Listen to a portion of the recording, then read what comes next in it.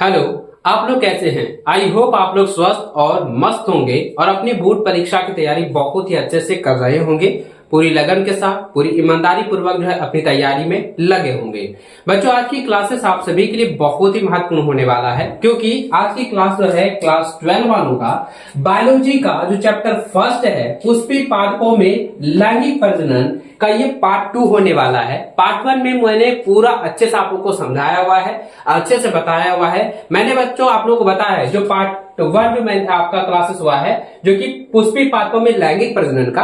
देखिए, पुष्पी पादपों से रिलेटेड जो आपको मैंने स्ट्रक्चर के साथ साथ आप लोगों को जो है नामांकित उसका उल्लेख भी किए हैं, यानी पूरा डिटेल में मैंने आपको अच्छे से समझाया है। और आप लोगों का लगातार फीडबैक भी मैंने देखा है, बहुत सारे बच्चों का कहना है कि सर आप जो अभी बताए हैं ना, ये 1 से 2 बार पढ़ने के बाद जो है याद हो जाता है। यह जानने के बाद बच्चों मुझे भी काफी खुशी हुई कि चलो इस प्रकार से आप लोग अच्छे से पढ़ रहे हो, इस तरीके से आप लोग अच्छे से समझ पा रहे हो, ये काफी बड़ी खुशी की बात है। और आप सभी से विद्यार्थी रिक्वेस्ट है कि आप भले तैयारी आप लोग देर से करें लेकिन बेहतर तैयारी कीजिए, क्योंकि देखिए अभी भी समय है। अगर आप अभी भी जो है आप एप्लीकेशन में जो है ज्वाइन कर लेते हैं या जो है क्लासेस में ज्वाइन कर लेते हैं तो आपकी तैयारी बेहतर हो जाएगी। और आप लोगों को मैंने कहा है कि सिलेबस आप लोगों का पूरा कवर कर दिया जाएगा, इसलिए आप लोग निश्चिंत रहिए। प्यारे बच्चों, आप सभी को जो है अपने सभी दोस्तों के साथ जो है क्लासेस को जो है शेयर जरूर करते जाइएगा। देखिए, यह जो क्लासेस होने वाला है पार्ट 2 होने वाला है, और जो भी विद्यार्थी पार्ट 1 नहीं देख पाए हैं तो आप जो है यूट्यूब पर भी जाकर देख सकते हैं। जो एप्लीकेशन में ऑलरेडी जुड़े हुए हैं तो एप्लीकेशन में भी आप जो है आप पहला क्लास नहीं देख पाए तो वो आप जो है पार्ट 1 वाला क्लास आप लोग देख लीजिएगा। पूरा डिटेल में मैंने आपको अच्छे से समझाया हुआ है। देखिए, उस क्लासेस में मैंने बच्चों पुष्प से रिलेटेड, यानी कि जो पादप होते हैं उसका जो है पुष्प जो होता है उसका जो है अनुप्रस्थ काट, यानी कि उसका जो है पूरा स्ट्रक्चर के साथ मैंने आपको बताया है कि इसका जो है 4 चक्र होते हैं, कौन कौन सा होता है, कैलक्स होता है ना। और देखिए, यानी कि जो है बाह्य दल पुंज होता है, दल पुंज होता है, पुमंग होता है, स्त्रीकेशर होता है, सारा चीज मैंने आपको बताया है। फिर उसके बाद मैंने बताया कि किस प्रकार से जो है स्टिग्मा होता है ना, स्टाइल होता है, ओव्यूल्स होता है, पूरा मैंने अच्छे से आपको समझाया हुआ है। तो आप उस क्लासेस को देख लीजिएगा, पूरा आसान भाषा में मैंने आपको बताया है। मैं ध्यान में यही रखता हूं बच्चों की आप लोग जितने भी विद्यार्थी हैं, चाहे वो प्रॉपर जो झारखंड बोर्ड की तैयारी कर रहे हैं या अन्य स्टेट बोर्ड की तैयारी कर रहे हैं, मैं आप लोगों को जो है एक ही चीजों पर ध्यान ज्यादा फोकस करता हूं कि ताकि आप लोग अच्छे से समझ में आ सके। एकदम आसान भाषा में बताने की कोशिश करता हूं ताकि 1 से 2 बार रिवीजन करने के बाद आपको जो है पूरी तरीके से जो है याद हो जाए, आगे जो है आप लोग को दिक्कत ना हो। अगर कहीं पे दिक्कत होती है तो मैंने आप लोगों को बताया है कि व्हाट्सएप चैनल का लिंक आपको नीचे डिस्क्रिप्शन में मिल जाएगा। व्हाट्सएप का लिंक आपको नीचे डिस्क्रिप्शन में मिल जाएगा। इंस्टाग्राम का लिंक जो है आपको जो है डिस्क्रिप्शन में मिल जाएगा। टेलीग्राम का लिंक जो है आपको डिस्क्रिप्शन में मिल जाएगा। जाइए, जुड़िए, और आपको कहीं पे डाउट होता है तो डायरेक्ट जो है वहां पर जो है सोशल मीडिया के द्वारा जो भी आपका सोशल साइट है उससे जो है आप उनसे जो है डायरेक्ट पूछ सकते हैं। व्हाट्सएप पर भी जाकर जो है डायरेक्ट पूछ सकते हैं कि भैया मुझे यहाँ पे समझ नहीं आया, सर हमको यहाँ पे समझ नहीं आया, एक बार फिर से बता दीजिए। तो कोशिश करूंगा कि व्हाट्सएप पर ही आप लोगों को समझाने की, ठीक है। तो आप जो है जल्दी जल्दी जो है व्हाट्सएप चैनल पर जुड़ जाइए, व्हाट्सएप ग्रुप में भी जुड़ जाइएगा। और आप मुझे इंस्टा पर फॉलो नहीं किए तो इंस्टा पर जो है फॉलो जरूर कर लीजिएगा। तो चलिए बच्चों, अपने सभी दोस्तों के साथ इस क्लासेस को शेयर जरूर करते जाएंगे। और जो भी बच्चे अभी तक जो है एबीसी कोचिंग एप्लीकेशन को डाउनलोड नहीं किए हैं तो सबसे पहले आप प्ले स्टोर पर जाइए, एबीसी कोचिंग जो है आप सर्च कीजिएगा, एबीसी कोचिंग ऐप सर्च कीजिएगा, आपको एप्लीकेशन जो है मिल जाएगा, उसको डाउनलोड कर लीजिएगा। और आप क्लास 12 के हैं, आप साइंस वाले हैं तो आप संकल्प बैच में ज्वाइन कर लीजिए। अगर आप आर्ट्स वाले हैं तो आप जो है परिश्रम बैच में आप लोग ज्वाइन कर लीजिए। प्रॉपर जो है झारखंड बोर्ड की तैयारी हमारे एप्लीकेशन के द्वारा आप लोगों को कराई जाती है। तो जल्दी जल्दी जो है एप्लीकेशन को जो है ज्वाइन कर लीजिएगा। और पार्ट 1 क्लास आप नहीं देखे बच्चों, पार्ट 1 वाला क्लास आप लोग जो है जरूर देख लीजिएगा, ठीक है। देखिए, इस क्लास में हम लोग जो है पोलिनेशन यानी कि परागकण से रिलेटेड हम लोग जो है पूरा टॉपिक को समझेंगे। उसके बाद आगे हम लोग जो है टॉपिक वाइज टॉपिक आप लोगों को डिस्कस करके समझाने की कोशिश करूंगा पूरा आसान भाषा में। मैं गारंटी देता हूं कि 1 से 2 बार जो है आप लोगों को जो है सुनने के बाद ध्यान से अगर सिर्फ सुनिएगा ना, आपको याद हो जाएगा। पूरा एकदम आसान भाषा में आपको बताने की कोशिश करूंगा। देखिए, समझिए टॉपिक क्या है बच्चों, परागकण, है ना। देखिए, याद रखिएगा बच्चों, परागन के बारे में आप समझिएगा। सबसे पहले याद रखिए, मैंने आपको जो है पुष्प का स्ट्रक्चर मैंने आप लोगों को बताया हुआ है। पुष्प का स्ट्रक्चर मैंने आप लोगों को अच्छे से समझाया हुआ है, ठीक है।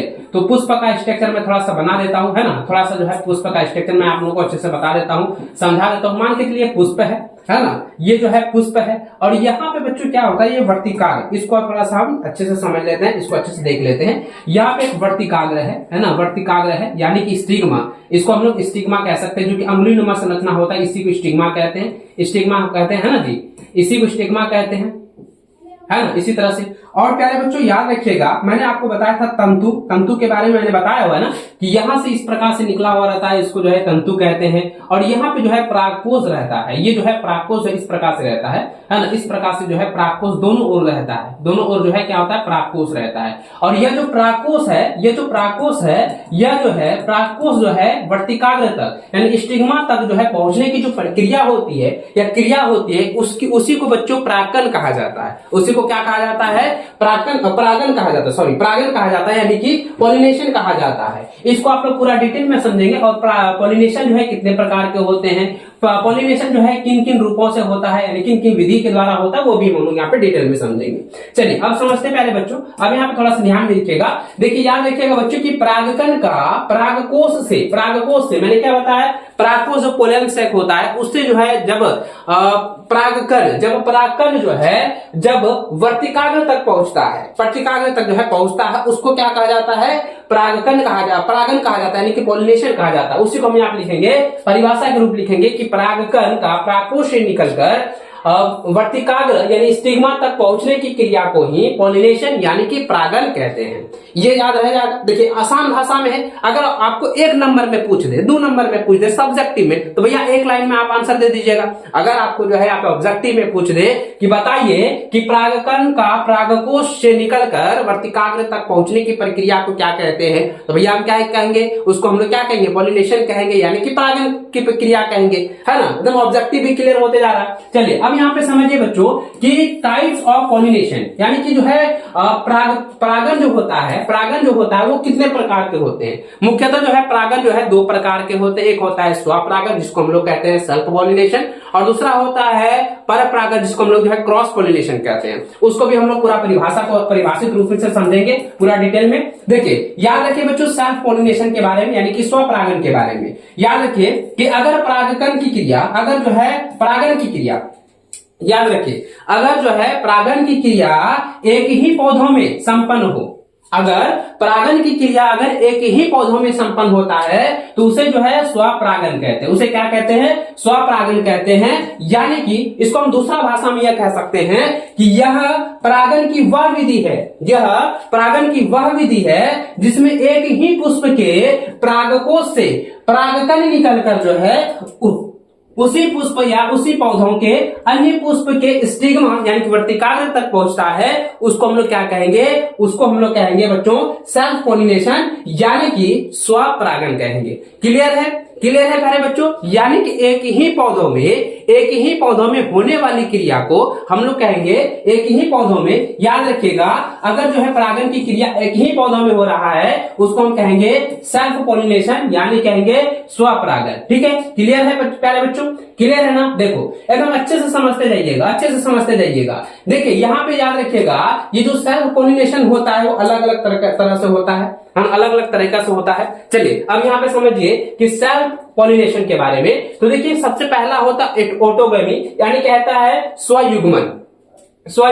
इसको समझिए कि अगर जो है परागन की क्रिया एक ही पुष्प में, अगर परागन की क्रिया एक ही पुष्प में संपन्न हो, अर्थात एक ही पुष्प के परागकोश के परागकण निकलकर उसी पुष्प के स्टिग्मा यानी वर्तिकाग्र पर पहुंचता है, तो उसे जो है स्वयुग्मन या ऑटोगमी कहते हैं। उसे क्या कहेंगे, स्वयुग्मन या ऑटोगमी कहेंगे, है ना। चलिए अब दूसरा होता है बच्चों सजात पुष्पी। सजात पुष्पी के बारे में समझिए, सजात पुष्पी के बारे में समझिए। यह जो है सेल्फ पॉलिनेशन की वह विधि होती है, यह जो है सेल्फ पॉलिनेशन यानी कि यह जो है स्वपरागन की वह विधि होती है जिसमें एक ही पुष्प के परागकोश से परागकण निकलकर उसी पौधे के अन्य पुष्प के स्टिग्मा पर पहुंचता है, तो उसे जो है गाइटेनोगेमी यानी कि सजात पुष्पी कहते हैं। अरे भाई साहब अब यहाँ पे थोड़ा सा आप समझिएगा, इस पिक्चर के अनुसार समझिए कि मान के चलिए एक पुष्प है, यह पुष्प है ना, यह जो है एक पुष्प है। अब यहाँ पे क्या है कि इस पुष्प का ये जो परागकोश है है ना, इस पर जो है परागकोश लगा हुआ है, इसका जो है परागकोश है वर्तिकाग्र तक पहुंचता है। देखिए यहाँ पे स्ट्रक्चर में समझ रहे हैं ना, वर्तिकाग्र तक पहुंचता है, उसी को हम लोग क्या कहेंगे, उसी को हम स्वयुग्मन भी कहेंगे और जो है सजात पुष्पी भी कहेंगे, है ना, ये दो तरीका होता है। अब यहाँ पे थोड़ा सा ध्यान रखिएगा बच्चों, स्वपरागन की क्रिया जो है स्वतंत्र रूप से होती है, अर्थात इसे जो है बाहरी कारकों का निर्भर की आवश्यकता नहीं होती है। लेकिन पर परागन में क्या होता है, बाहरी जो है बाहरी चीजों की आवश्यकता होती है, बाहरी जो है कारकों की आवश्यकता होती है, उसके बारे में हम लोग आगे समझेंगे। याद रखिएगा ऑटोगेमी यानी कि ऑटोगेमी मतलब प्यारे बच्चों थोड़ा सा ध्यान दीजिएगा ऑटोगेमी के बारे में, यानी कि स्वयुग्मन के बारे में। याद रखिएगा ऑटोगेमी भी जो है दो प्रकार के होते हैं, ऑटोगेमी जो है दो प्रकार के होते हैं। पहला होता है बच्चों, पहला होता है उन्मील परागनी पुष्प, जो कि याद रखिएगा वैसा पुष्प जो खिलता है, अर्थात जिसका जो है मेल तथा फीमेल जनन अंग जो है बाहरी वातावरण के संपर्क में रहता है, उसको जो है उम्ली परागनी पुष्प कहलाते पुष्प जो है कहते हैं। इसको आप लोग थोड़ा सा जो है ध्यान में रखेंगे, क्योंकि ये जो ऑब्जेक्टिव में भी पूछा जाता है। दूसरा होता है बच्चों अनुमूलीय परागनी पुष्प, इसको हम ऐसे कहेंगे वैसा पुष्प जो खिलता नहीं है, अर्थात एक ही पुष्प के परागकण एक अन्य जो है पुष्प के स्टिग्मा यानी वर्तिकाग्र पर नहीं जा सकता है, इसलिए इसे जो है अनुमूलनीय परागनीय पुष्प कहा जाता है। में पर परागन नहीं हो पाता है, अतः जो है इसमें क्या होता है, स्वपरागन ही होता है। इसमें क्या होता है, स्वपरागन की क्रिया ही होती है। इसको क्लियर है, ये क्लियर है। ऑटोगेमी यानी कि स्वयुग्मन जो होता है वो दो प्रकार के होते हैं, पूरे तरह से आप लोग समझ चुके होंगे। चलिए आगे देख लेते हैं। अब यहाँ पे समझिए बच्चों, यहाँ पे पर परागन के बारे में, पर परागन के बारे में यानी कि क्रॉस पॉलिनेशन के बारे में याद रखिएगा प्यारे बच्चों। इस स्ट्रक्चर के साथ आप समझेंगे कि यह परागन की वह विधि होता है, यानी क्रॉस पॉलिनेशन यानी कि पर परागन जो होता है, यह परागन की वह विधि है जिसमें पुष्प के परागकोश से परागकण निकलकर जो है अन्य पौधों के, ये परागकोश है एक पुष्प से निकलकर इसका जो परागकोश से जो है परागकण जो है निकलकर दूसरे पुष्प के यानी दूसरे पौधों के पुष्प के वर्तिकाग्र तक पहुंचता है, अर्थात जो है परागन की क्रिया दो अलग अलग पौधों के बीच संपन्न होती है, उसको क्या कहा जाता है, उसे जो है क्रॉस पॉलिनेशन यानी कि पर परागन कहा जाता है। याद रखिएगा पर परागन के लिए बाहरी कारकों की आवश्यकता होती है, जैसे कि हो गया कीट, है ना, जैसा कि कीट हो गया या अन्य तरीके से जो है इसकी जो है प्रक्रिया होती है। याद रखिए बच्चों की क्रॉस पॉलिनेशन के जैविक तथा अजैविक दोनों प्रकार के कारक सहायक होती है।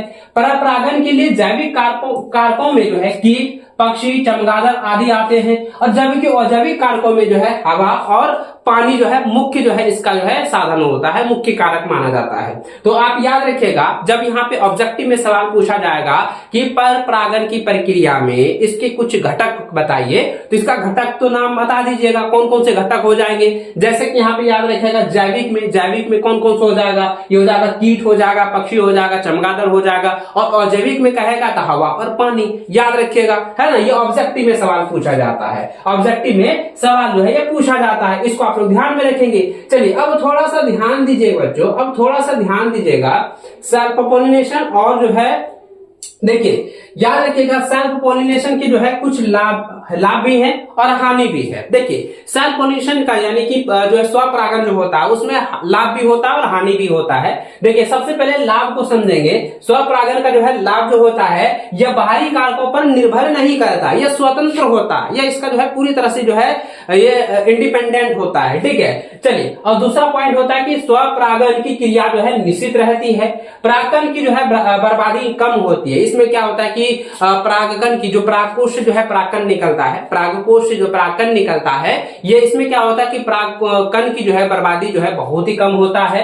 रंग तथा गंध उत्पन्न करने की आवश्यकता नहीं होता है। इसमें रंग तथा गंध का, है ना, इसमें रंग तथा गंध का जो है उत्पन्न करने की आवश्यकता नहीं होती है, क्योंकि हम लोग जानते हैं बच्चों, हम लोग जानते हैं कि पुष्प का अनुप्रस्थ काट में हम लोग पढ़े थे, अनुप्रस्थ काट में पढ़े थे। जो पेटल होता है, पेटल का कार्य होता है कि जो है कीटों को आकर्षित करना। वो क्या करता है कि वह क्या होता है, मतलब अन्य की तुलना में वो बड़ा होता है, उसका आकार जो है बड़ा होता है, साथ ही वो जो है क्या है, सुगंध युक्त होता है, यानी कि गंध युक्त होता है। जिससे क्या होता है कि कीड़े मकोड़े यानी कि कीट जो होते हैं, है ना, जो पोलिनेशन जो है पोलन कीट होते हैं, वो क्या होता है कि आकर्षित होता है पुष्प की ओर, और वह जो है जैसे ही परागकोश के संपर्क में आता है, परागकोश से जो है परागकण जो है उसके पैरों में जाके चिपक जाता है, और वह जो है वो प्रतिकाग्र तक पहुंचता है। ये एक माध्यम है ना। लेकिन यहाँ पे क्या है कि स्वपरागण की प्रक्रिया में क्या होता है, किसी भी कारकों का जो है किसी भी कारकों का या किसी भी माध्यम की आवश्यकता नहीं होती है। यह सेल्फ डिपेंडेंट होता है, याद रखिए, यह सेल्फ डिपेंडेंट होता है ना, याद रखिए। और इसके कुछ हानियां भी है, इसके हानियां भी है, जैसे कि कोई लाभ है तो इसका तो हानि भी होगा ना। तो इसका हानि भी यह है कि इसके द्वारा जो पौधे होते हैं वे विभिन्नताएं नहीं आती है, इसमें कोई विभिन्नता नहीं आता, कोई चेंजेज नहीं होता है। हमें याद रखिएगा, जो स्वपरागण की जो पौधे होते हैं ना, उसमें कोई जो है बदलाव नहीं देखने को मिलता है, कोई विभिन्नता नहीं है, कोई अंतर नहीं आता है। याद रखिएगा, जैव विकास की संभावना नहीं होती है, जैव विकास की संभावना नहीं होती है। उत्पन्न जीव छोटी, हल्के, दुर्लभ व अस्वस्थ तथा कम उत्पन्न होती है। याद रखिएगा, ये ऑब्जेक्टिव के लिए बहुत इंपॉर्टेंट है और साथ में सब्जेक्टिव के लिए भी इंपॉर्टेंट है। चलिए, अब जो है सेल्फ पॉलिनेशन का जो है लाभ और हानि के बारे में आप लोग जो है समझ चुके होंगे। चलिए, अब पर परागण का जो है लाभ हानि को देख लेते हैं। देखिए, पर परागण का भी लाभ और हानि है। याद रखिएगा, पर परागण में लाभ क्या क्या होता है कि इसके द्वारा जो है विभिन्नताएं आती है, अलग अलग तरीके से जो है इसका जो है तैयार होता है, पौधे तैयार होते हैं, यानी कि छोटा, बड़ा, मोटा, तगड़ा, दुर्लभ, निर्बल, पूरा एकदम जो है अलग अलग तरीके से। और इसमें क्या होता है कि जैव विकास के लिए आवश्यक होता है। याद रखिएगा, पहला पॉइंट याद रखिए कि इसमें क्या होता है, पर परागण का जो लाभ होता है, इसके द्वारा विभिन्नताएं आती है जो कि जैव विकास के लिए आवश्यक होता है। दूसरा है कि इसके द्वारा जो है उत्पन्न बीज विभिन्न परिस्थितियों में विकसित होने में सक्षम होती है। याद रखिएगा बच्चों की सेल्फ पॉलिनेशन में क्या होता है कि जो बीज होता है ना, ये बीज होता है, ये क्या होता है कि विभिन्न परिस्थितियों में विकसित होने में सक्षम नहीं होता है। लेकिन जो क्रॉस पॉलिनेशन होता है या पर परागण होता है, उसमें जो है उसके जो उस पौधों का जो बीज होता है वो अलग अलग परिस्थितियों में भी विकास करने का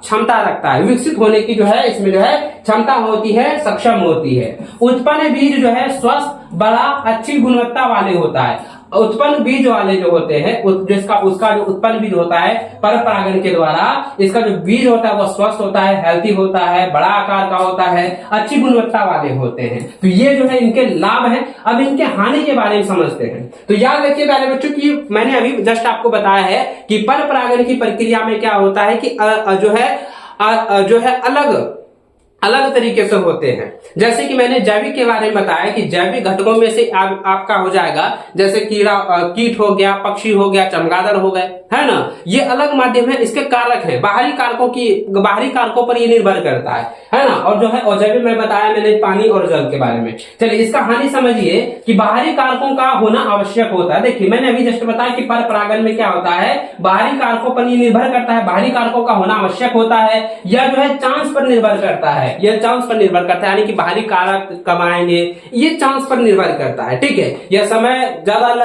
लग गया तो भैया इसका क्या होता है कि टाइम जो है खत्म हो जाएगा, तो वो जो है आगे जो है पॉलिनेशन नहीं हो पाएगा, परागण नहीं हो पाएगा, निषेचन नहीं हो पाएगा। ठीक है, उसके बाद बच्चों यहाँ पे क्या है, उसके बाद पहले बच्चों दूसरा पॉइंट को समझिए कि परागकणों की जो है क्षति अधिक होती है। जी हाँ, बिल्कुल, परागकणों की क्षति जो है वो क्षय जो है बहुत ज्यादा होता है, बहुत ज्यादा जो है इसकी क्षति होती है। ठीक है, चलिए अब यहाँ पे थोड़ा सा समझेंगे पहले बच्चों, जो कि पॉलिनेशन होता है उसका एजेंट के बारे में, है ना, पॉलिनेशन का जो है कारकों के बारे में, एजेंट के बारे में, है ना, पॉलिनेशन का जो है कौन कौन से जो है एजेंट है, यानी कि परागण की प्रक्रिया में कौन कौन से एजेंट है उसको समझिए। देखिए, आपको याद रखना बच्चों की पर परागण के लिए जो है बाहरी कारकों का होना आवश्यक होता है, या बाहरी कारक जो है अभिकर्मक यानी कि पॉलिनेटर कहलाता है। यह पॉलिनेटर जो है जैविक तथा अजैविक हो सकते हैं। जैविक में मैंने आपको बताया कीट हो गया, पक्षी हो गया, चमगादड़, ये 3 हो गए।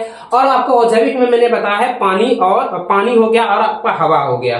तो ये आपका जो है दोनों है, जैविक और अजैविक दोनों घटकों का होना आवश्यक होता है। जो पॉलिनेटर होता है, जो यानी कि ये क्या हो गया, जो अभिकर्मक है यानी कि जो है पॉलिनेटर है, पॉलिनेटर है उसके लिए जैविक और अजैविक दोनों हो सकते हैं। ठीक है, चलिए अब थोड़ा सा समझिए बच्चों पॉलिनेटर के बारे में। सबसे पहला होता है जैविक। जैविक में क्या हो गया, इंसेक्ट हो गया, कीड़े हो गए, पक्षी हो गए, चमगादड़, जो कि मैंने अभी आपको बताया। और आपका जो है आपका जो अजैविक में वाटर और जो है वाइंड, यानी कि आपका जो है पानी हो गया और वायु हो गया, है ना, हवा हो गया। ठीक है, चलिए अब यहाँ पे थोड़ा समझिए वाटर पॉलिनेशन के बारे में। वाटर पॉलिनेशन यानी कि याद रखेगा हाइड्रोफैली के बारे में। ठीक है, इसको थोड़ा सा समझिएगा, ये एग्जाम के लिए बहुत इंपॉर्टेंट है, बीबीआई टॉपिक है, इसको आप समझिएगा। पॉलिनेशन जो पूरा टॉपिक है ना, ये नहीं पूरा बीबीआई है, इससे आपका जो है बार बार एग्जाम में ऑब्जेक्टिव में भी सवाल पूछा जाता है और बार बार आपका जो है सब्जेक्टिव में सवाल दिया ही जाएगा। इसको आप लोग याद रखिएगा। आपका स्कूल में जो है, आपका कॉलेज में टेस्ट होता है ना, आपका मंथली टेस्ट होगा या आपका जो है प्री बोर्ड टेस्ट होगा, वीकली टेस्ट होगा, फिर आपका बोर्ड एग्जाम होगा, सभी में देखिएगा इस चैप्टर से जो है सवाल जो है पूछे जाते हैं और इस टॉपिक से भैया बार बार सवाल पूछा जाता है आपका ऑब्जेक्टिव सब्जेक्टिव दोनों में। याद रखिए बच्चों वाटर पॉलिनेशन जिसको हम लोग कहते हैं हाइड्रोफिली। तो याद रखिए बच्चों इसका पहला पॉइंट, जल द्वारा होने वाले परागण को जो है वाटर पॉलिनेशन कहा जाता है। इसे जो है हाइड्रोफिल भी कहा जाता है। यह जो है जलीय पौधों जैसे हाइड्रिला, है ना, वेलिसेनेरिया और जो है कार्टोफेलियम आदि में पाया जाता है। यह प्राय जो है अलगी, बैक्टीरिया, अच्छा ये ब्रायोफाटा है ना, याद रखिए बैक्टीरिया नहीं होगा इसमें, क्या किया, प्राय जो है अलगी हो गया, है ना, ब्रायोफाटा तथा जो है पैट्रिडोफाइटा आदि में पाया जाता है। सभी जलीय पौधों में जल द्वारा परागण की क्रिया नहीं होती है। याद रखिएगा, अभी आपके मन में चल रहा होगा कि जितने भी जलीय पौधे हैं उसमें सभी में जो है वाटर पॉलिनेशन होता है क्या, तो याद रखिएगा सभी में जो है वाटर पॉलिनेशन नहीं होता है। जल द्वारा जो है परागण की प्रक्रिया नहीं होती, जल द्वारा परागण की क्रिया नहीं होती है। पुष्प जो है प्राय जो है छोटे तथा आकर्षक नहीं होते हैं। पुष्प में गंध नहीं होते हैं तथा मकरंद भी नहीं पाया जाता है। मकरंद जो है नहीं पाया जाता है। ये किसमें, आपका वाटर पॉलिनेशन में। वाटर पॉलिनेशन में आपका यहाँ पूछेगा वाटर पॉलिनेशन का जो है कुछ विशेषता के बारे में, तो आप इसको भी लिख सकते हैं, इसका आप लिख दीजिएगा तो आपका आंसर हो जाएगा। ठीक है, चलिए आप यहाँ पे क्लियर अच्छे समझ चुके होंगे। चलिए अब थोड़ा सा यहाँ पे देख लीजिए बच्चों, यहाँ पे देख लीजिएगा आप थोड़ा सा पिक्चर को, आप यहाँ पे थोड़ा सा अच्छे से समझे।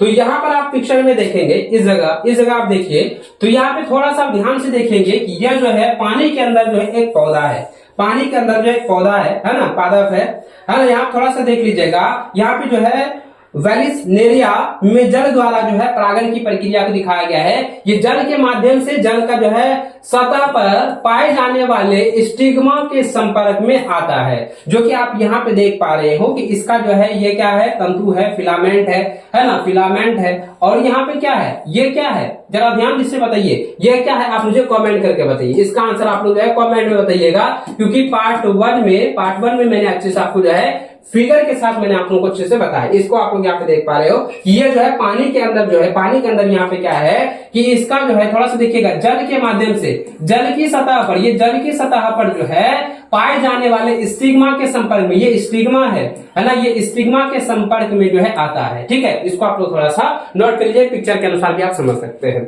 ठीक है, क्लियर है ना। वाटर पॉलिनेशन के बारे में आप लोग समझ चुके होंगे। चलिए अब समझते हैं बच्चों वाइल्ड पॉलिनेशन के बारे में, है ना।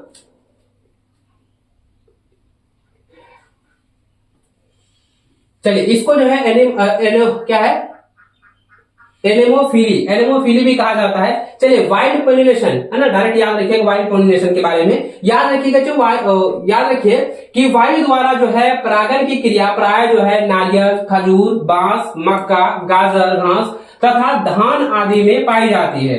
वायु द्वारा जो है परागण प्राय जो है लंबी दूरी तक तय करने में जो है सफल होता है, लंबी दूरी तक जो है तय करने में सफल होता है। ये किसके माध्यम से होता है, किस कारकों के द्वारा होता है, यह अजैविक घटकों के कारण, यानी कि ये जो है हवा के द्वारा, यानी कि वाइल्ड पॉलिनेशन के द्वारा जो है परागण की प्रक्रिया होती है। याद रखिएगा वायु द्वारा जो है परागण करने वाले पुष्प में निम्नलिखित रूपांतरण जो है पाए जाते हैं। कौन कौन से रूपांतरण पाए जाते हैं, इसको समझ लीजिए कि पुष्प जो है प्राय छोटे एवं आकर्षक रंग का नहीं होता है। छोटे और आकर्षक रंग का नहीं होता है। स्टेमेन प्राय जो है लंबा होता है एवं हवा के संपर्क में होता है। स्टेमेन जो होता है, स्टेमेन जो होता है वो स्टेमेन क्या है, स्टेमेन क्या बच्चा, स्टेमेन जो है नर भाग है, पता है ना, नर भाग है। और यह क्या होता है, लंबा होता है एवं हवा के संपर्क में होता है ना, हवा के संपर्क में होता है। जो कि आप यहाँ पे देख पा रहे हो कि यह जो है आप क्या है, खजूर का जो है पेड़ है, खजूर का पेड़ है। और यहाँ पे देख पा रहे हो कि यह जो है मक्का का एक पौधा है। अब थोड़ा सा ध्यान से देखिएगा, यहाँ पे क्या है कि स्टिग्मा भी पुष्प से बाहर निकला हुआ रहता है, जिससे कि परागकण आसानी से उसके संपर्क में आ जाता है। परागकण का निर्माण जो है काफी संख्या में होता है, बहुत ज्यादा संख्या में होता है। उदाहरण के तौर पर बांस के एक पुष्प में 5 लाख के लगभग जो है परागकण उत्पन्न होते हैं। बांस के पौधों में उसका जो फूल होता है, पुष्प होता है, उसमें जो होता है ना परागकण जो है 5 लाख के लगभग 5 लाख के लगभग जो है परागकण उत्पन्न होते हैं। याद रखिएगा, परागकण छोटे, चिकना तथा सूखा होता है। स्टिग्मा जो है रोएदार एवं शाखित होती है। याद रखिएगा, मकरंद ग्रंथियां और सुगंध बिल्कुल नहीं होती है, मकरंद ग्रंथियां और सुगंध बिल्कुल भी नहीं होती है। इसको आप लोग अच्छे से नोट कर लीजिएगा। अगर आपके एग्जाम में यह सवाल पूछ दे कि बताइए कि जो वाइल्ड पोलिनेशन है, यानी कि वायु द्वारा जो है परागण की प्रक्रिया होती है, उसकी क्या क्या विशेषता है, तो आप इसका आंसर लिख सकते हैं। इस प्रकार से भी आंसर आप दे सकते हैं। ठीक है, चलिए अब समझते हैं बच्चों कीट के द्वारा, जो कि जैविक घटक है, जैविक कारक के द्वारा, उसको हम समझते हैं। याद रखिएगा, इंसेक्ट पोलिनेशन है ना, कीटों के द्वारा जो है परागण की प्रक्रिया होती है, जिसको कि हम लोग जो है एंटोमोफिली कहते हैं। याद रखिएगा, कीटों द्वारा परागण करने वाले पुष्प तथा कीट के बीच एक विशेष संबंध होता है। जैसे कि कीड़े को पुष्प से मकरंद प्राप्त होता है, जबकि कीटों से पुष्प में पॉलिनेशन की क्रिया संपन्न होती है। याद रखिएगा, जब ये पुष्प है और यह क्या होता है, इसका जो ये पत्तियां होती है, यानी पुष्प का जो है ना पत्तियां होते भाग होता है, वह क्या होता है, मैंने आपको बताया था कि जो पेटल होता है वो सुगंध युक्त होता है, गंध युक्त होता है। वह क्या होता है कि तितली के द्वारा, कीट के द्वारा, मधुमक्खी के द्वारा या अन्य किसी जो है कीड़ों के द्वारा, पक्षी के द्वारा जो है जब इसको आकर्षित किया जाता है, मकरंद को चूसने के लिए जब ये आता है ना, मकरंद यानी इसका रस को चूसने के लिए जब आता है, तो ये कीड़ों के, ये जो कीट होता है इसके पैरों में जो है इसका जो है परागकण जो है चिपक जाता है। और यही जो है फिर ये कीट जो है दूसरे पुष्प के संपर्क में आता है, और जब वहां पर उसके साथ वहां पे बैठता है, तो इसका जो पैर में लगा हुआ जो परागकण है वो दूसरे पुष्प के वर्तिकाग्र में आकर जो है चिपक जाता है, और वह वर्तिकाग्र जो है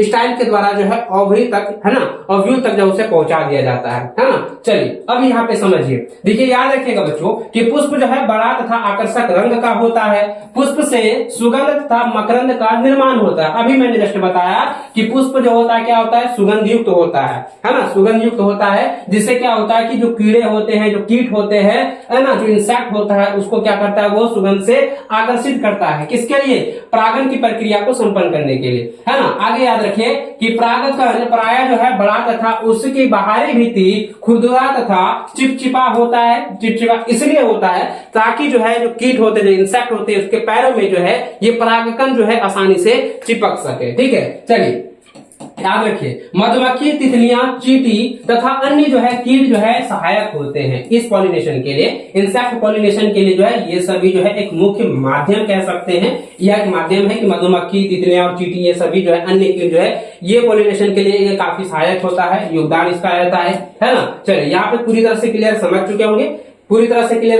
होंगे, ना, बिल्कुल राइट या नो या यस जो है एक बार कमेंट करके बताना। ठीक है, चलिए अब समझते हैं बच्चों बर्ड पॉलिनेशन के बारे में। बर्ड पॉलिनेशन के बारे में पक्षियों द्वारा जो है परागण करने की प्रक्रिया को ही जो है बर्ड पॉलिनेशन कहा जाता है। इसको थोड़ा सा ध्यान से समझेंगे कि पक्षी द्वारा परागण करने वाले पुष्प भी बड़ा तथा आकर्षित रंग का होता है। पक्षी प्राय जो है मकरंद को खाने के लिए पुष्प पर आता है। पक्षी द्वारा जो है परागण करने वाले पुष्प में निम्नलिखित जो है रूपांतरण जो है पाए जाते हैं। पहला होता है है कि पुष्प में जो है मकरंद की मात्रा जो है काफी होती है।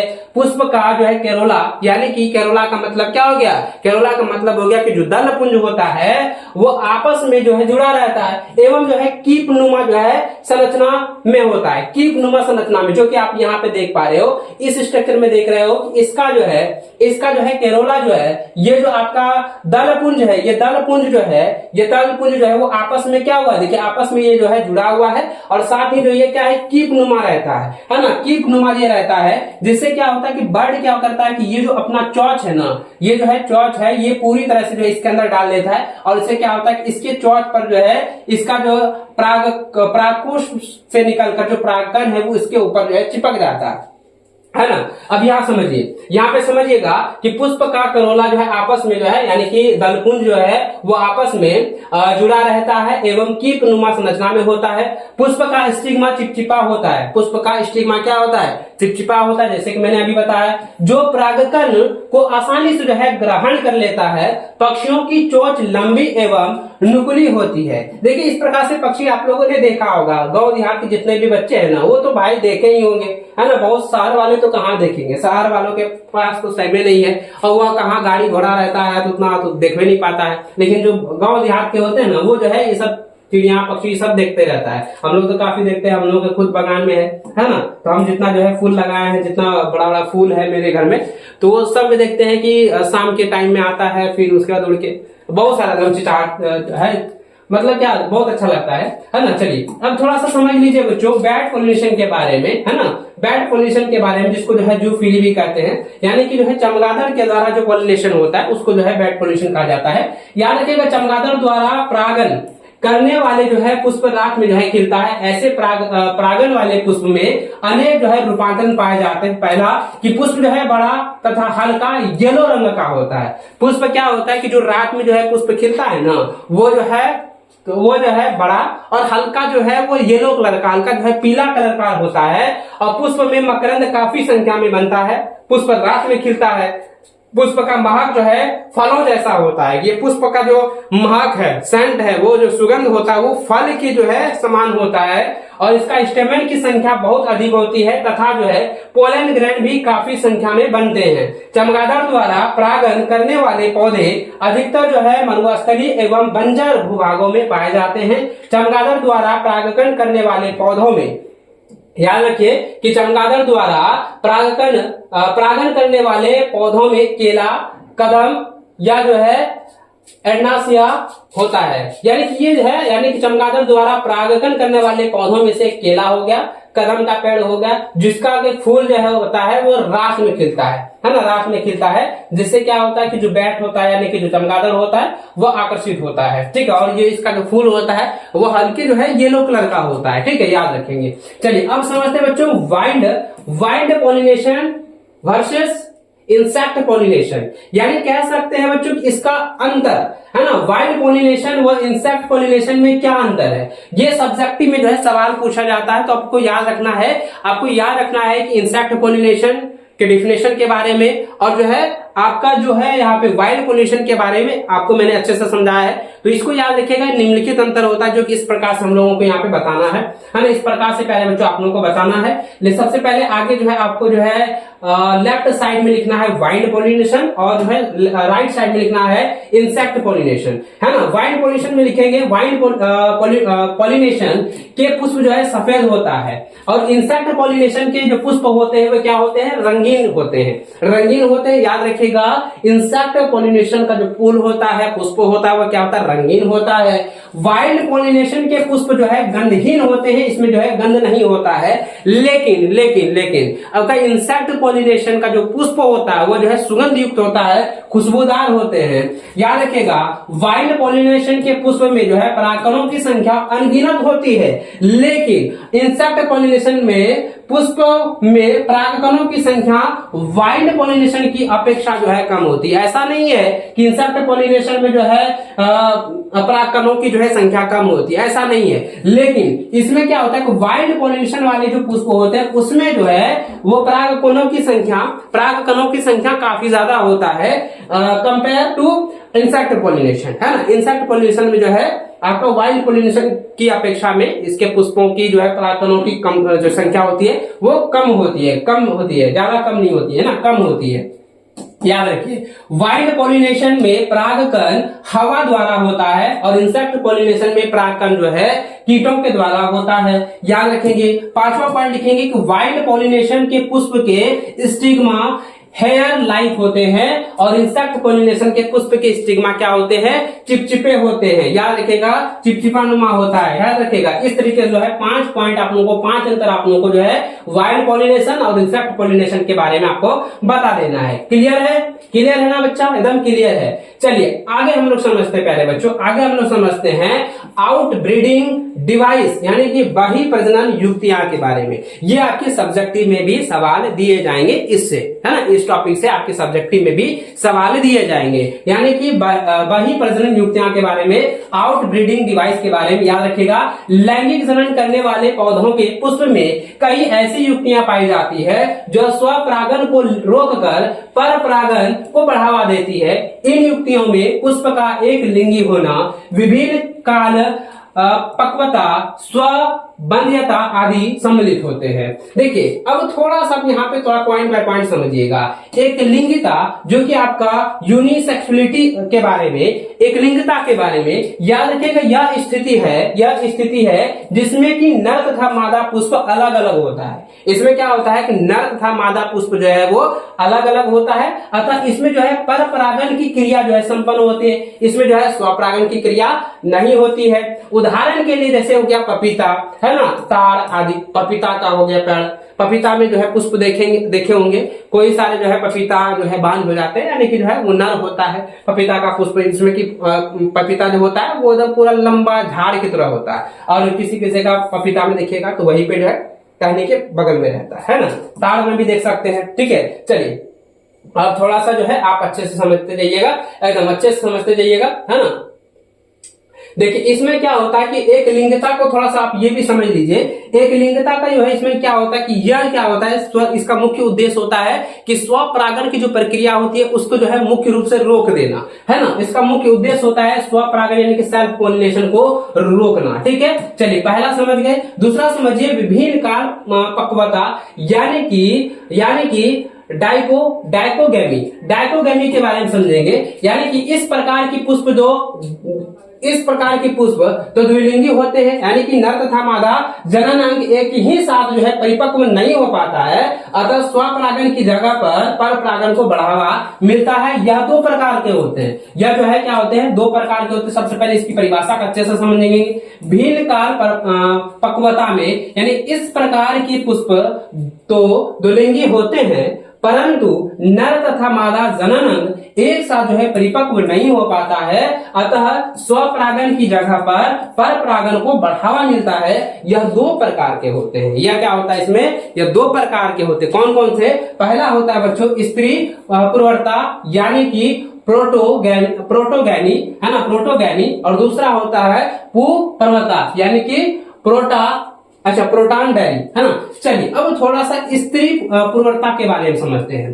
देखिए इसमें क्या होता है, पुष्प में जो है परागकोश के पहले जो है वर्तिकांग यानी स्टिग्मा जो है परिपक्व हो जाता है। उदाहरण के लिए जो है शरीफा, चंपा, अंजीर, पीपल, बरगद आदि, है ना। और देखिए जो है ये हो गया स्त्री और ये हो गया पुरुष के लिए, नर के लिए, है ना। तो ये हो गया पुप्रवर्ता में पुष्प में जो है स्टिग्मा के पहले क्या होता है, परागकोश जो है परिपक्व हो जाता है। नर वाला भाग जो है पहले परिपक्व हो जाता है, मादा वाला जो है लेट से परिपक्व होता है, जिससे कि जो है परागकण दूसरे पौधों के पुष्प के स्टिग्मा पर जो है पहुंच जाता है। और इस प्रकार की स्थिति जो है ये क्या होता है, गड़हुल का फूल देखे ना जी, उसमें होता है, कपास में होता है, भिंडी में होता है, सूर्यमुखी में होता है, गेंदा में होता है, धनिया आदि में इस प्रकार से जो है देखने को मिलता है। ठीक है, क्लियर है? ये जो है क्लियर है प्यारे बच्चों, है ना, क्लियर है। चलिए आगे देख लेते हैं। आगे तीसरा होता है स्वबद्धता यानी कि सेल्फ जो है स्टेरिलिटी। चलिए अब देखिए स्वबद्धता, है ना, स्वबद्धता। तो बद्धता में समझिए कि पुष्प जो है, कुछ पुष्प जो है द्विलिंगी होते हैं, परंतु उसी पुष्प के परागकण का अंकुरन जो है उसके वर्तिकाग्र पर नहीं हो पाता है, अर्थात यह भी पर परागन को बढ़ावा देता है। इसमें क्या होता है बच्चों, याद रखिएगा, यह पुष्प जो है द्विलिंगी तो होते हैं, यह पुष्प क्या होते हैं, द्विलिंगी तो होते हैं, लेकिन क्या होता है कि उसी पुष्प के परागकण का अंकुरन जो है वो उसके प्रतिकाग्र पर नहीं हो पाता, उसके स्टिग्मा पर नहीं हो पाता है। अर्थात यह भी जो है परपरागन को ही बढ़ावा देता है। या क्या करता है, यह परपरागन को ही बढ़ावा देता है। और इस प्रकार की स्थिति है किन किन जो है पौधों में देखने को मिलता है, पादपों में देखने को मिलता है। एक होता है आलू, है ना, आर्किड्स, तंबाकू, चाय आदि में जो है यह पाया जाता है ना। ये उदाहरण भी आप लोग अच्छे से समझ लीजिए, उदाहरण भी आप लोग अच्छे से ध्यान में रखना है, ठीक है। गर्मी भी थोड़ा ज्यादा है ना, गर्मी भी थोड़ा ज्यादा है, तो अच्छे से आप लोगों को मन लगाकर पढ़ना है। इतना जो है पसीना पसीना होकर आप लोगों को जो है सब बात बता रहे हैं, आसान भाषा में आप लोगों को जो है बता रहे हैं, समझा रहे हैं। भाई किस लिए, आप लोगों के लिए। तो भैया आप लोग जो है मन लगाकर पढ़िए ना, लाइव क्लासेस को आप लोग शुरू से लेकर अंत तक जो है देखिएगा। और जो भी कहीं पे डाउट होता है आप डायरेक्ट जो है पूछ सकते हैं, व्हाट्सएप पर भी डायरेक्ट मैसेज करके पूछ सकते हैं, है ना। कमेंट में पूछेगा, आप लोगों का सभी का कमेंट का रिप्लाई हम लोग को देने की कोशिश करेंगे, ठीक है। चलिए आगे देख लीजिए। आगे यहाँ पे देखिए बच्चों, चौथा होता है विषम रूपता। विषम रूपता यानी कि हेटेरोस्टाइल।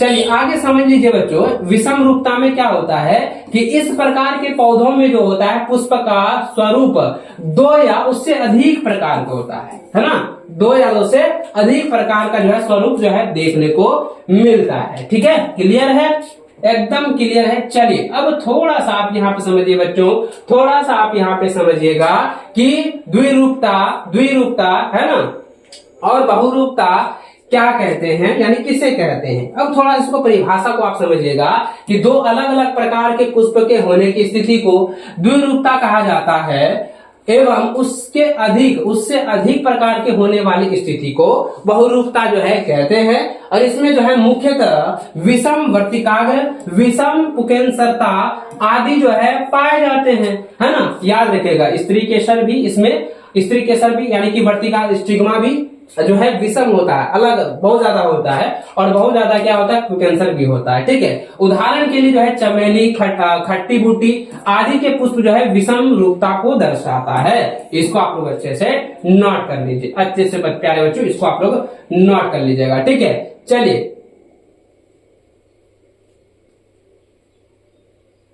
अब थोड़ा सा अब यहां पे समझेंगे।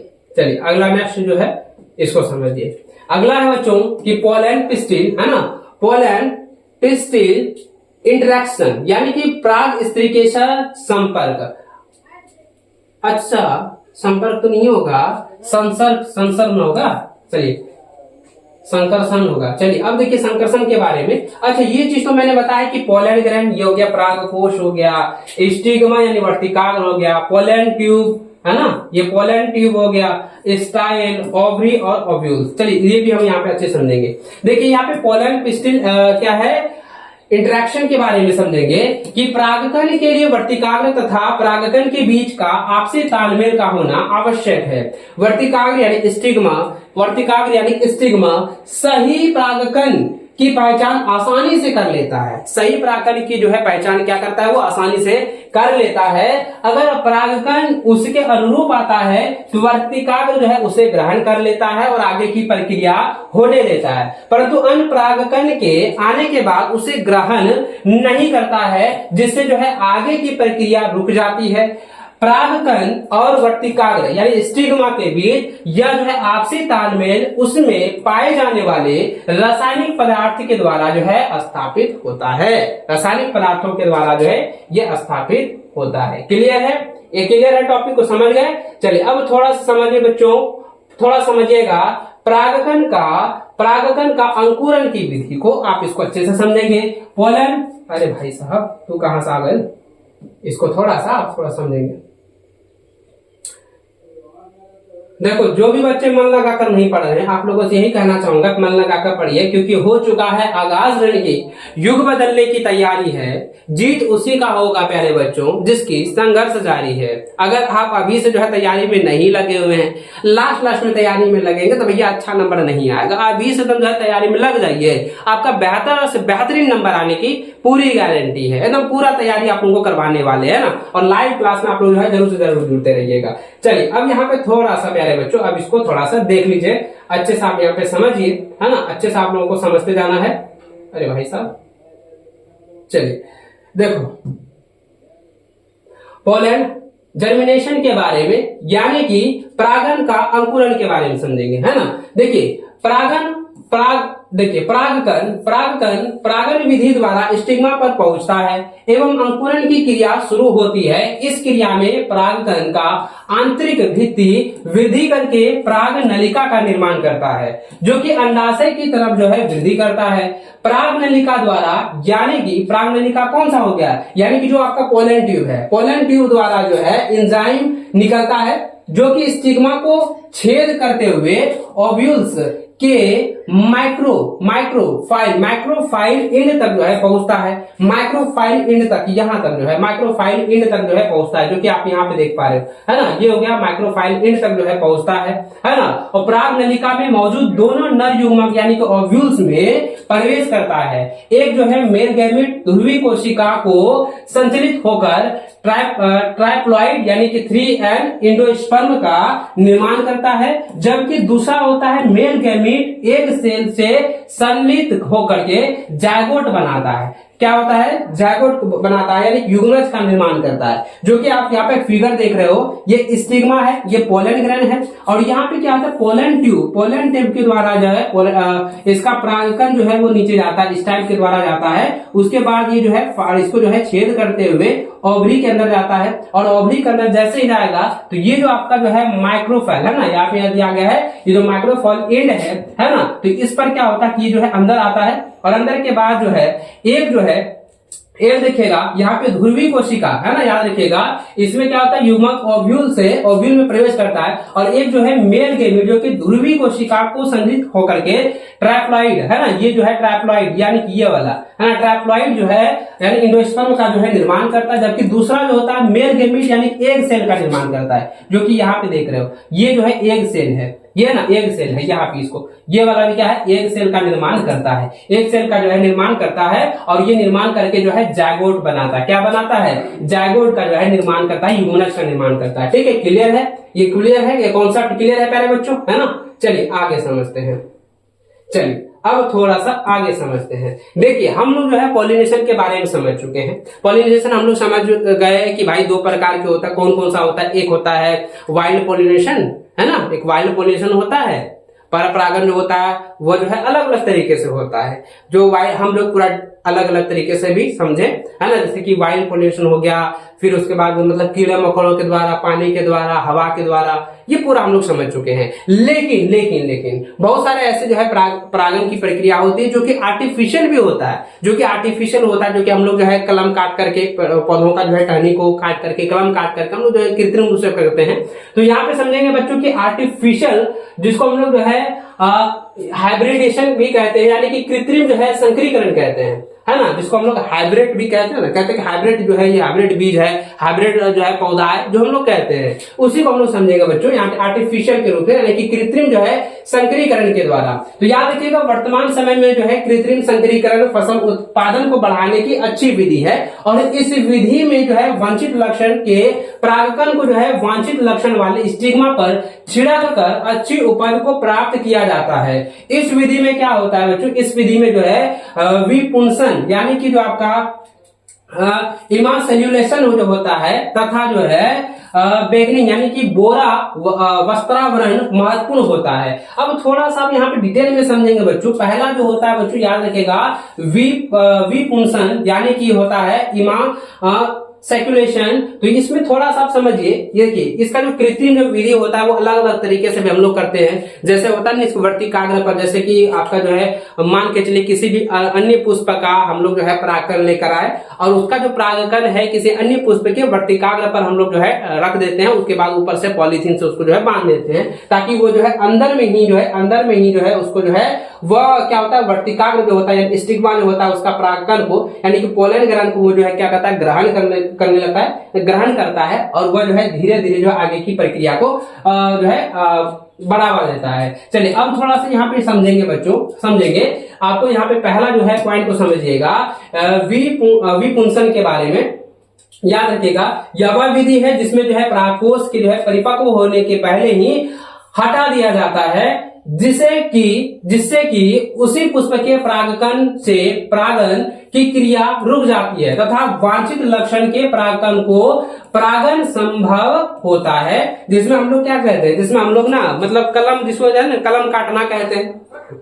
बहुत सारे व्यक्ति तो कलम काटना भी नहीं समझ पा रहे होंगे, है ना, आप लोग समझ रहे होंगे, बहुत सारे बच्चे समझते भी होंगे, है ना। हम लोग करते हैं, हम लोग जो है घर में भी करते हैं ना, जैसे कि अमरूद का हो गया, हम लोग बाजार से अमरूद का जो है पेड़ लेकर के आते हैं और जो घर का जो पेड़ होता है उसमें क्या होता है, टहनी पे कलम काट करके जो है दोनों को आर्टिफिशियल रूप से, है ना, कृत्रिम रूप से जो है उसको जो है परिसंचरण करते हैं, है ना। जिससे क्या होता है कि एक ही पेड़ में जो है एक हाइब्रिड वाला भी फल हो गया और एक देसी वाला फल हो गया। ये चीज हम लोग करते हैं, हम लोग खुद घर में करते हैं, है ना। चलिए अब यहाँ पे देखिएगा बैगिंग्स के बारे में याद रखिए बच्चों, यानी कि बोरा वस्त्रावरण के बारे में। इस विधि में क्या होता है कि विपुंसित पुष्प के स्टिग्मा पर जो है वांछित परागकण को छोड़ करके या चिटक करके पॉलीथीन से बांध दिया जाता है, जो कि हम यहाँ पर देख रहे हैं, है ना। पॉलीथीन से जो है बांध दिया जाता है जिससे कि अन्य परागकण द्वारा जो है परागन को रोका जा सके, और इस विधि का प्रयोग करके किसान अच्छी गुणवत्ता वाले फल तथा बीज को पाने में सक्षम होते हैं। तो ये दो तरीके होते हैं जो कि आपका आर्टिफिशियल के द्वारा, है ना, कृत्रिम के द्वारा जो है पॉलिनेशन करवाया जाता है। और इससे क्या होता है, इसका मुख्य उद्देश्य होता है कि फसल का अधिक उपयोग, अधिक जो है उपज होना, है ना, या जो है आप कह सकते हैं पुष्प का जो है इस प्रकार से जो है परागन की प्रक्रिया से यह होता है कि जो भी फल है, जो भी बीज है, वो अधिक संख्या में जो है वो प्राप्त कर सके या प्राप्त करने में सक्षम हो सके, है ना। ये चीजें आप लोगों को ध्यान में रखना है। चलिए आगे समझिए, है ना। चलिए अब थोड़ा सा यहाँ पे समझिएगा डबल फर्टिलाइजेशन के बारे में, यानी द्विनिषेचन के बारे में। बच्चों ये जो है टॉपिक बहुत ज्यादा इंपॉर्टेंट है, बीबीआई है, इससे आपके ऑब्जेक्टिव और सब्जेक्टिव दोनों तरीके से सवाल एग्जाम में देखने को मिलने वाला है। याद रखिएगा बच्चों, डबल फर्टिलाइजेशन किसे कहा जाता है, तो आपको थोड़ा सा ध्यान में रखना है, माइंड जो है एकदम माइंड में बैठा लेना है, क्योंकि ऑब्जेक्टिव भाई क्लियर हो जाएगा, सब्जेक्टिव भी आप लोग का क्लियर हो जाएगा। देखिए याद रखिएगा, पुष्पी पौधों में द्विनिषेचन की क्रिया होती है। अंकुरण के बाद दोनों मेल गैमीट ओव्यूल में प्रवेश करता है।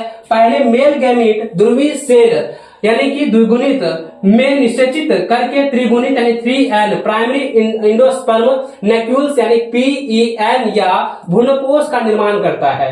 दूसरा जो है मेल गैमीट अंडाणु से निषेचित होकर के ज़ायगोट यानी कि युग्मनज का निर्माण करता है। इस प्रकार हम पाते हैं कि निषेचन की क्रिया 2 बार संपन्न होती है। इस प्रकार से हम यह देखते हैं कि निषेचन की जो प्रक्रिया होता है, जो फर्टिलाइजेशन की प्रक्रिया हो रहा है, वह 2 बार हो रहा है, 2 बार संपन्न हो रहा है, जिससे हम क्या कहेंगे, द्विनिषेचन प्रक्रिया कहेंगे, यानी कि डबल फर्टिलाइजेशन कहेंगे। ठीक है, क्लियर यहां तक। अब देखिए ज़ायगोट जो होता है संसूत्री विभाजन द्वारा विभाजित होकर जो है भ्रूण यानी कि एम्ब्रियो बनाता है, जबकि PEN यानी कि प्राइमरी इंडोस्पर्म न्यूक्लियस विभाजित होकर जो है इंडोस्पर्म का निर्माण करता है ना। पूरा अच्छे से यहाँ पे क्लियर समझ गए होंगे। चलिए अब यहाँ पे थोड़ा सा आप समझ लीजिए, पिक्चर में आप देखिएगा, पिक्चर में देखिएगा बच्चों, यहाँ पे जो है इस प्रक्रिया में आप थोड़ा सा देखिएगा, यहाँ पे A और B दोनों यहाँ पे पिक्चर में दिखाया गया है, और यहाँ पे आप थोड़ा सा ध्यान से देखेंगे, है ना। तो यहाँ पे देखिएगा क्या बच्चों, ये दोनों पिक्चर में क्या होता है, ये अलग अलग तरीके से, है ना, ये अलग अलग तरीके से इसमें क्या होता है कि द्विनिषेचन, है ना, डबल फर्टिलाइजेशन की जो है प्रक्रिया यहाँ पे हो रहा है। देखिए यहाँ पे एंटीपोडाल सेल है ना, एंटीपोडाल सेल क्या वो है, 4 गो है, और यहाँ पे देखिए पोलर न्यूक्लाई जो है, यही पिक्चर यहाँ पे दिखाया गया, पोलर न्यूक्लाई जो है द्विगुणित है ना, जो कि प्राइमरी इंडोस्पर्म न्यूक्लियस का निर्माण करके जो है यह क्या हो रहा है, यह जो है भ्रूणपोष का निर्माण करता है, भ्रूणपोष का जो है ये निर्माण कर रहा है, भ्रूणपोष का निर्माण करता है। और वही जो है, वही बच्चों यहाँ पे देखिएगा, यही बच्चों यहाँ पे क्या है, दूसरा जो मेल गैमीट है, यहाँ पे देखिए दूसरा मेल गैमीट जो है वह क्या करता है बच्चों, ये जो है द्विगुणित ज़ायगोट का निर्माण कर रहा है, क्लियर है, ये पूरा तरह से क्लियर है। चलिए अब थोड़ा सा यहाँ पे थोड़ा नोट्स में आप लिख लीजिएगा, नोट्स में याद रखिएगा इसको थोड़ा सा, है ना, नोट्स में प्यारे बच्चों इसको आप थोड़ा सा उतार लीजिए, इसको आप लोग याद रखिएगा, है ना। चलिए नोट्स में याद रखिएगा, इधर गया भैया, इंपॉर्टेंट नोट्स दे करके आप जो है उसको स्टार देखिए जो है लिख लीजिएगा नोट में कि इंडोस्पर्म का विभाजन पहले शुरू होता है, जबकि जायगोट का विभाजन जो है बाद में शुरू होता है। इसका मुख्य कार्य जो है यह है कि इंडोस्पर्म में विभाजित होकर एम्ब्रियो यानी कि भ्रूण का निर्माण करता है, यानी कि भ्रूण बनाने में सहायक होता है, अर्थात पोषण प्रदान करता है। जबकि बीज के पुनः विकसित होते होते प्राय जो है इंडोस्पर्म जो है खत्म हो जाता है, परंतु कुछ बीज जैसे कि मक्का, भिंडी तथा नारियल आदि में इंडोस्पर्म जो है मौजूद रहता है। इस आधार पर बीज को इंडोस्पर्मस तथा नॉन इंडोस्पर्मस सीड भी कहते हैं। इसको आप लोग अच्छे से नोट कर लीजिएगा, इसका स्क्रीनशॉट भी ले लीजिए, और नहीं इसका पीडीएफ हम लोग को शेयर कर देंगे।